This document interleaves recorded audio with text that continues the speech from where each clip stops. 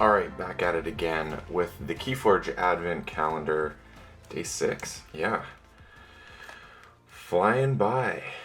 So many of you, or maybe none of you, are wondering how these decks play. Well, I have tested a couple, but not all of them.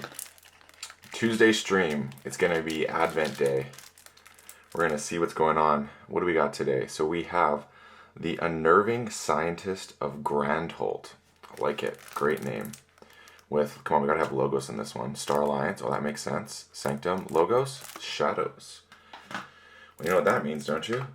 Mass Mutations. Oh, that's a cool Archon. I'm digging it. Okay, so let's get this sucker open. See what we got in store. How are you guys enjoying this? Is there a way you want me to do this video any differently? I know this is like not my standard way of kind of doing things because I'm not going into the deep dive, so to speak, but I don't think that's really necessary. I'm giving you the icons as we go.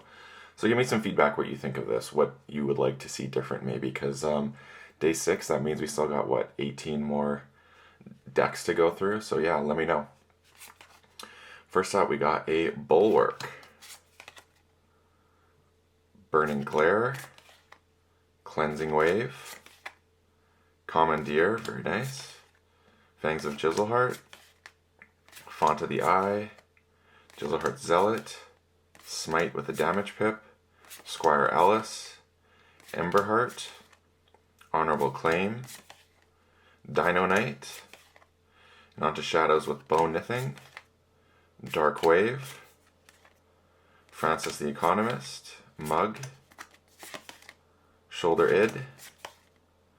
Subtle Auto, Vandalize, Boner Venom, Booby Trap, Miasma Bomb, the Shadowsmith, Sack of Coins, and now we go on to Star Alliance with a Blast Shielding, Explorer with a Damage Pip, Subdue, Subdue, Subdue, Hayden Oswin, ooh, nice. Lay of the Land, Quintrino Flux, Xeno Training, Hold the Line, and lastly we have Sacro Alien. First blush, nothing special, just a series of cards. So let's do the usual just so we know what's up here. We got 1, 2, 3, 4, 5, 6, 7, 8, 9, 10, 11, 12, 13 creatures. Yikes, that's low. I hope the Ember Pips match the counter to that. 1, 2, 3, 4, 5, 6, 7, 8, 9, 10, 11, 12, 13, 14, 15, 16, 17 Ember Pips. Okay, it does. If only a Quixelstone was in this deck, right? Oh, one can dream. So, what am I looking at here? Star Alliance, the good news is the Hayden does have 3 things here that make it half decent. Yeah, 3 things. So I'm cool with that. But at the same time, there's only 2 creatures if you don't count the Explorovers. So that's not going to be a good thing. But how many Ember Pips? We got 1, 2. Yeah, and the Quintrino Flux, unfortunately. Red Alerts would have been really nice in this deck. But the Quintrino Flux is never a bad card to have with the same power. Yeah, that could work.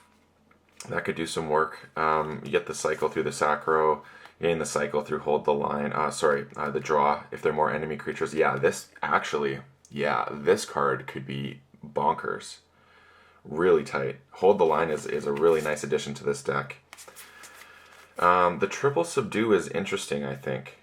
Just for maybe a ward popper and stunning, or just if you're behind on board, this could really help you go and you're getting the Ember Pips.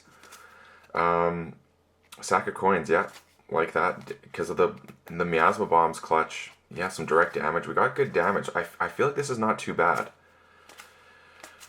Yeah, the Dark Wave, I'm not super stoked on in this deck. It's going to be super situational.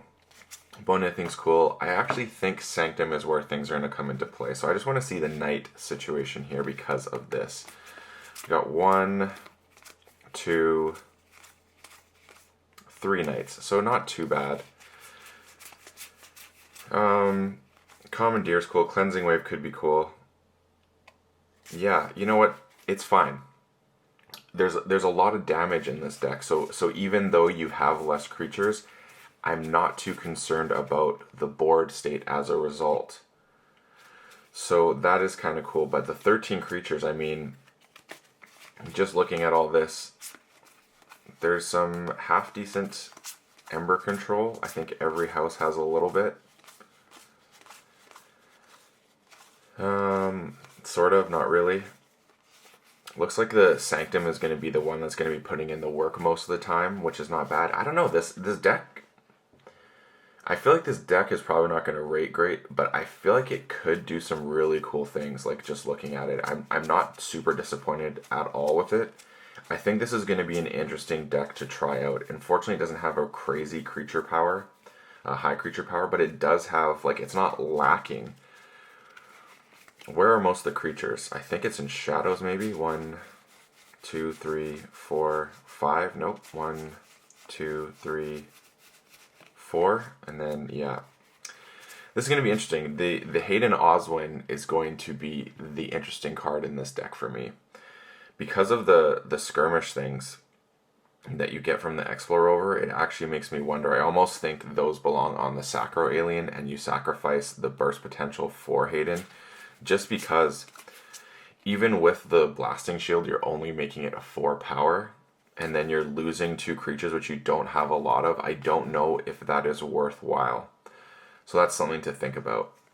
It would be nice if the Sacro Alien had that. But I do actually like the idea of the Hold the Line with playing those as upgrades to further make Hold the Line be really powerful, or you just do it first and then drop the Explorer Rovers, depending on how you want to go about it.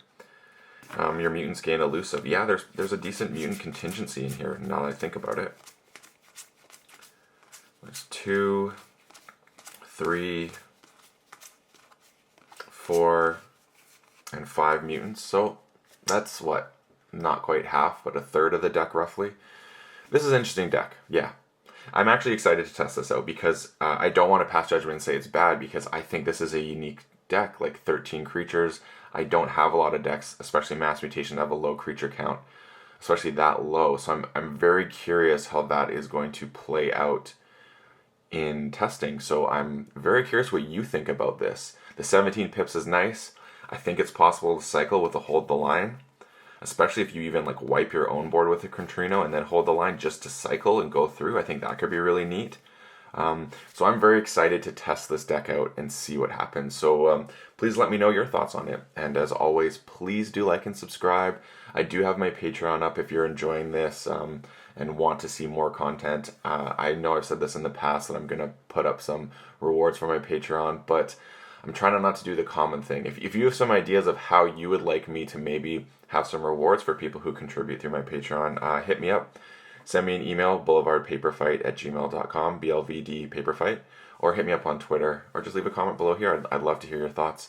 And as always, may your Ember never be stolen and your keys forged promptly. Have a good one.